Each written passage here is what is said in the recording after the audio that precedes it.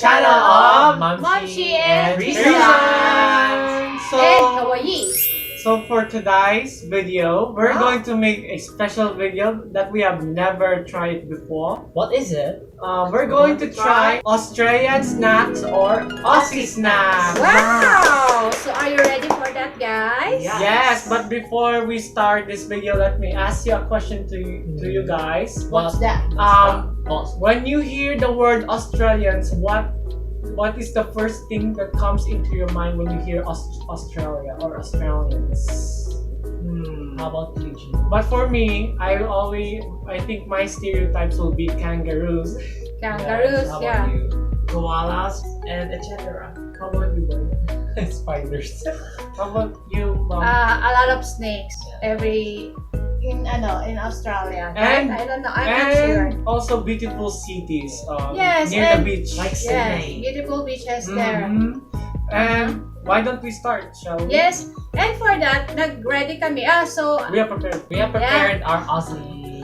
Here, you can see it's a bread that has a toppings, sprinkles and butter. which they call this as fairy bread. Wow.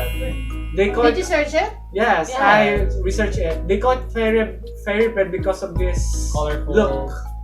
Look at this. Look, it's very It colorful. looks like vanilla cake. Yeah. Birthday And cake. next, this milk. From Australia. This is Australian product. And Australian product. we're going to mix it with this Nesquik strawberry powder. As you can see, that's pink. Powder. Yes, I heard that younger generations love this milk because it's really good. And next is Twisters. Twisties. Twisties. So it's a cheese flavor. Yes. So guys, this is a famous snack in Australia. Yes. And And last but not the least, that the Australians most familiar with, Dim Sum. Dim Sum. You know, Australians, they love Yes.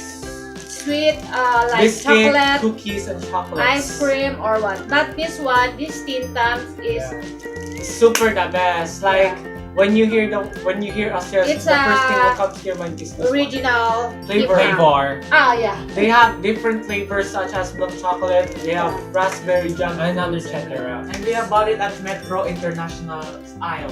Yeah, and in a shopping mall. You Yeah. can find it on the Yeah. supermarket or find it on online. Just shop. Go shop. Yeah. Yeah, It's and very easy naman. And Secret. Secret. that one, you know this? This is if you know the crumpets in Australia, but I think this is But- This is our version. This is- this is No. my version Crumpets. because we don't have a crumpets here in the Yeah. Philippines, so No offense to Aussie no people. offense. So we just recreate this. yeah. we hope So you this guys is my understand. version. So this is what they call that. I think it's acceptable. Yeah, this is look like pancake. Hey, this is pancakes, but it's Looks like. look like crumpets. Now Australian crumpets. So we're just gonna put butter Butter or jam. Or you can put it up jam like this one From Australia. from Australia. Also, this is marmalade. Marmalade, and we have Strawberry. strawberry jam. So when you're in Australia, every morning They usually love this. they have crumpets and You toast them. Toast, toast, butter, Using a and jam. toaster. and sometimes they will put Vegemite. Guys, remember when we have our video from Time ago. very long time now, which is last year, which is We try what's in our mouth when I tried the Vegemite. It was But they said it's a good they Vegemite said from it's good Australia. for and Australians healthy. because they put it with Butter.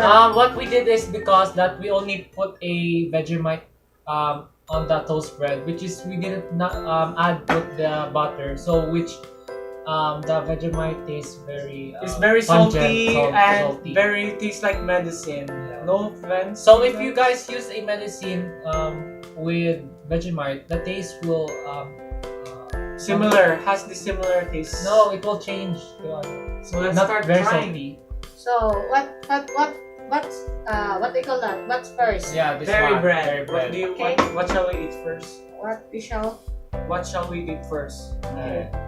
Free lesson. Cheers. Cheers, mate. Cheers. Cheers. Oh, by the way, people in Australia call their friends mate or strangers. So, let's try this one, Mike. Interesting. Because of the texture of the sprinkle.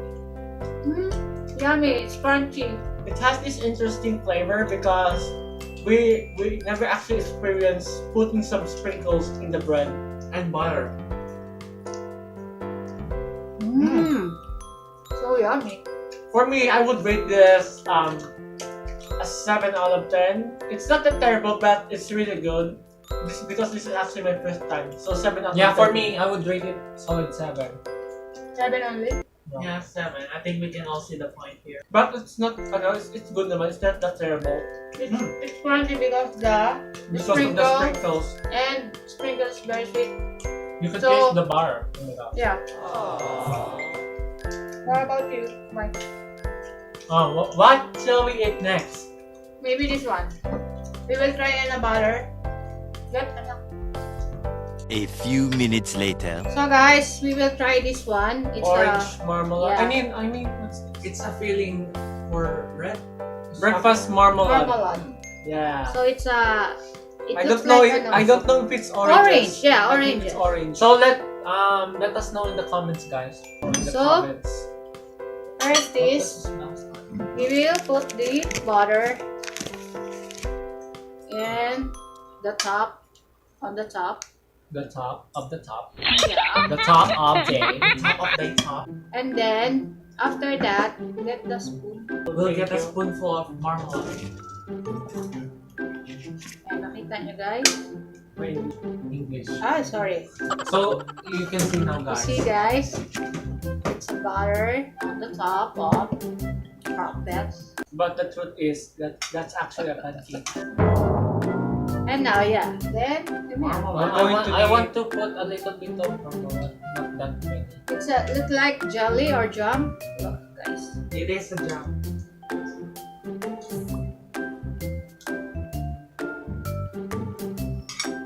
I love Australian food. What is marmalade made of? Orange. You can see on the You Orange. can actually see on the picture of this cake. So guys, let's start. Yeah. Cheers. Cheers. Cheers. Cheers. Let's. I feel I'm in Australia already. you can actually taste the marmalade. It's a very strong taste. Very fruity. Yeah. Candy? Is it the right word? It's full of the marmalade was overpowering. It tastes like citrus now. Yeah. Imagine like you grating But it's really good naman. To be fair. I it's love the really marmalade. good. So good. So, out 1 to 10. I'm not very a big fan of marmalade, but I would rate it only 5. 5. What about you, Gia? A 6. 7. 5, Okay. 6, 7. 9. Wow. I just And next, oh yeah. we'll try this one. It's a Twisties. Twisties. It's a cheese flavor. Yummy. What about Kauai? It's like very similar to in the Philippines. Like, do you know the ringgit, like the small? Yeah. Yeah. Almost Same taste. cheese flavor. It's the same. Like anything tip that is cheese flavor. Almost same the taste.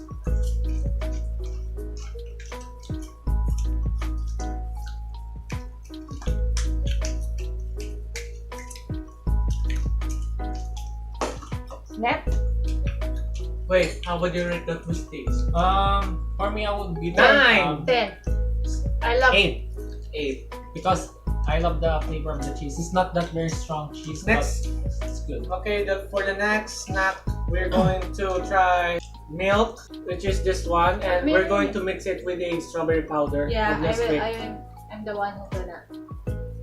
Estimate. How many? Stop. Stop.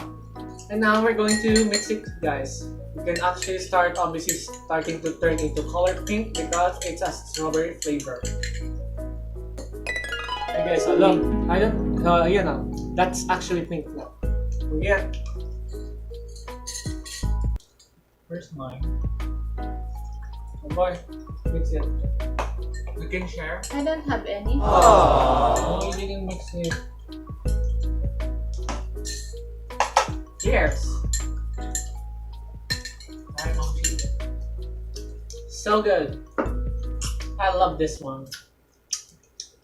Yeah, It's yummy. So it's like we have a similar taste. it of tastes the- ice cream. For me, it tastes like cow heads, but in strawberry flavor. Strawberry flavor of milk. I would give this one a 10 out of 10. For me, it's a 10 for me. So good. It looks like ice cream, melting ice cream. It tastes like ice cream.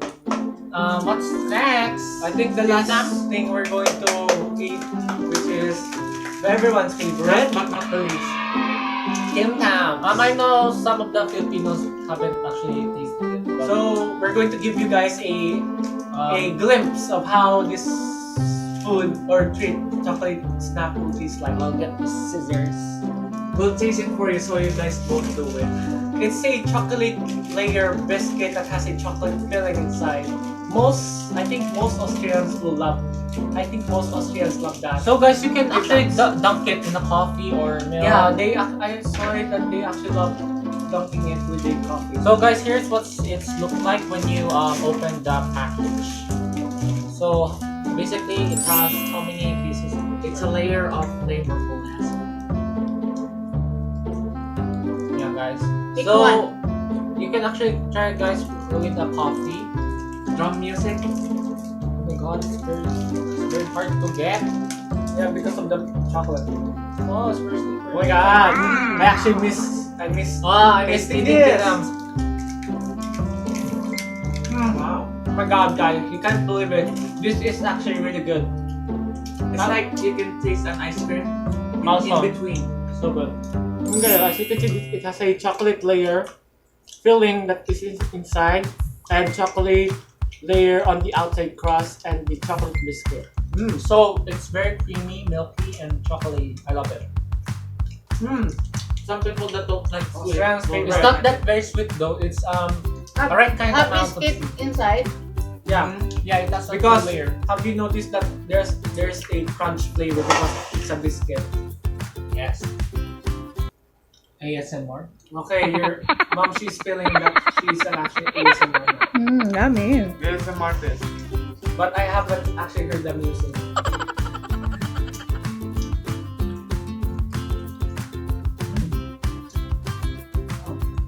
I want to 11. give it the I'll rate it 11. 10 out of 9.